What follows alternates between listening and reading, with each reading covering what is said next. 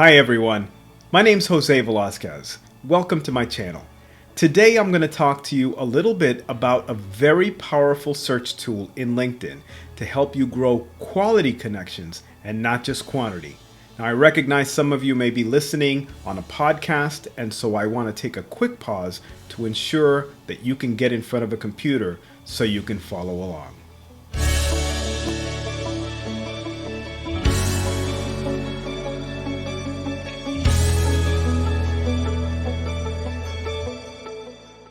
Welcome back.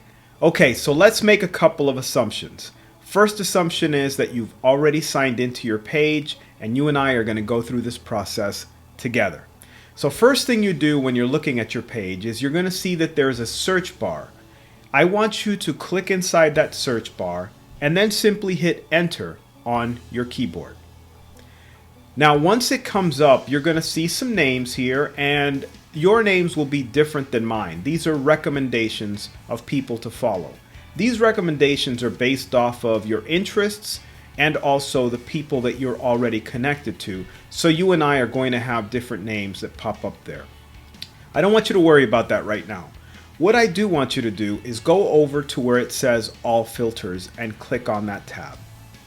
What that'll do is it'll open up a series of other tabs. I want to talk through some of them so that you have a better idea as to what they're all about. First is connections. So the first connections are people who you already know, who you're already connected to. Those people you really don't have to worry about.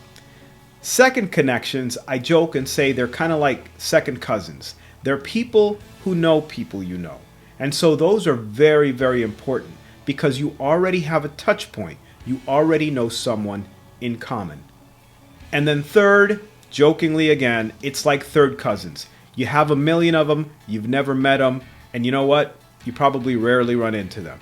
Having said that, third connections are pretty important when you're first starting out a page because you just don't have enough first connections to really get the ball rolling when it comes to connecting with people. So right now, I do have quite a few connections. I'm going to go to second connections, which is always the best option as you're growing your connections list.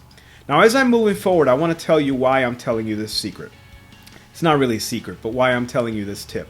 It's because a lot of times people will say to me, Jose, I want to connect with people, but I don't want to just collect connections. And I totally understand that. You want to connect people that you are familiar with or that you have a common interest in so that you can develop meaningful relationships. And that's what I'm going to work with you on today. Okay, so we finished with the connections. In my case, I put second. If you have less than, let's say about 100, 150 connections, go ahead and add third as well. In my case, I'm just going to stop at second. Now, see, some of these other options are, for example, locations. These are common locations that you might have with other people. I kind of leave that open because I want to keep my options open. Current company. If I were interested in working at Amazon, I likely would want to know who of the people I'm connected to know someone who works at Amazon. In this case, I'm going to leave it open, but that's definitely an option. If the company isn't there, you could always add it. For example, if I wanted to add Xerox, I would just add Xerox. I just made that up, but go ahead and come up with a company, add it, and as long as it's a recognized company that has a presence on LinkedIn, you'll see the company's name come up. Okay, even more important in many cases as you're developing relationships is your past company. This is places that you have worked in the past or that your connections have worked in the past. Now, I spent much of my adult life as a U.S. Army soldier. Most of the people I know and I have interacted with in my life, especially in the most recent years, were in the Army. Now, I have left the Army, I have finished my term and have retired from the U.S. Army and have moved on, but many of the people that I care about, that I have meaningful relationships already, are in the Army or have moved along. So in my case, I would put past companies because it makes sense. These are the kinds of people that are more likely to want to connect with me as I go.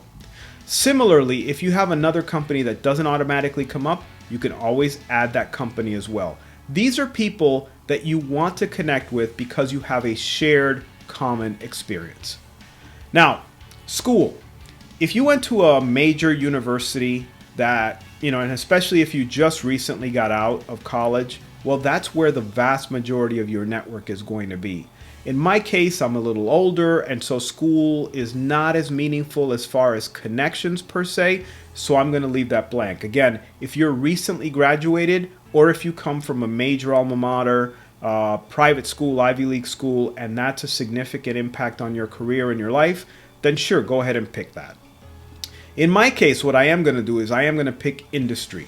So what I do is public relations and communications, so I'm going to click on that. That's an industry I'm interested in. It's an industry that I want to grow my connections in. And then profile language, I'm not going to worry too much about that, but if you'd like to go ahead and select one, you can do that as well. Also, if you are a lawyer or a doctor or a professional who's willing to do some pro bono work and volunteering, joining nonprofit boards, that kind of thing, you can also add there. These may not be paying positions, but many times they're very rewarding.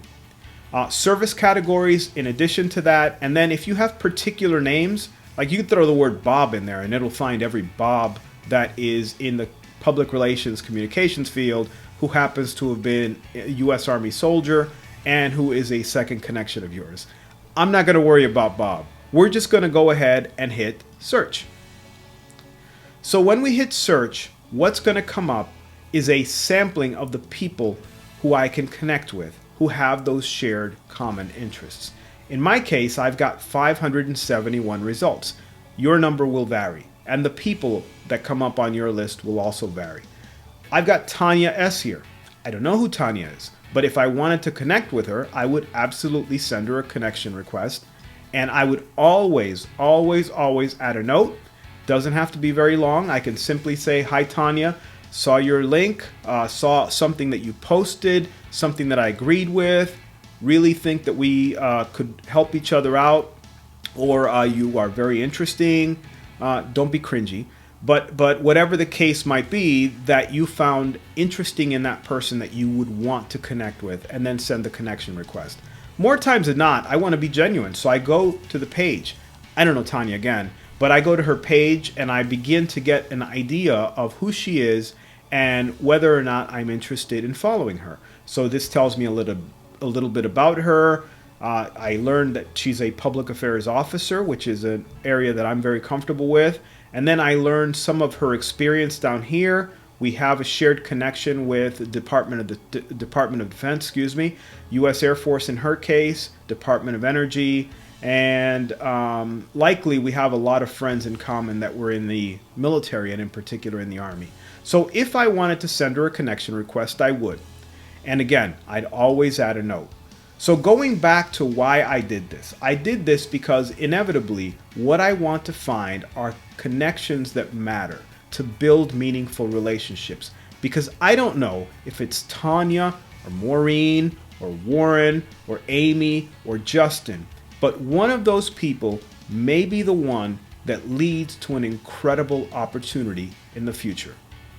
And that's the point of LinkedIn, is a professional location on the internet, a social media platform specifically designed to help you build networks through relationships and through shared experiences so that you can accomplish your employment and your networking goals. Listen, if you found some value in this video, I encourage you and thank you if you'll like this on YouTube, if you'll follow me both on YouTube and on the podcast, and I intend to bring you as much value as I can so that you can make the most of your LinkedIn experience.